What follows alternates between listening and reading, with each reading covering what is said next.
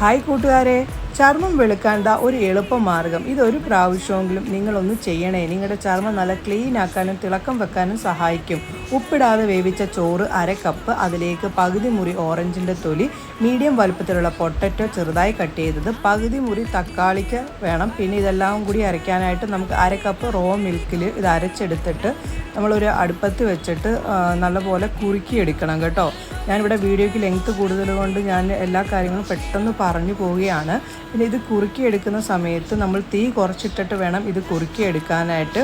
ബാക്കി വരുന്നത് ഫ്രിഡ്ജിൽ സ്റ്റോർ ചെയ്തിട്ട് നിങ്ങൾക്ക് ആഴ്ചയിൽ ഒരിക്കലോ അല്ലെങ്കിൽ ഡെയിലിയിലോ നിങ്ങൾക്ക് ഉപയോഗിക്കാവുന്നതാണ്. അടിപൊളിയാണ്. ഈ ഒരു പാക്ക് ഉപയോഗിച്ചതിന് ശേഷം ഫേസ് കഴുകുമ്പോൾ കാണുന്ന തിളക്കം നിങ്ങളെപ്പോലും ഞെട്ടിക്കും.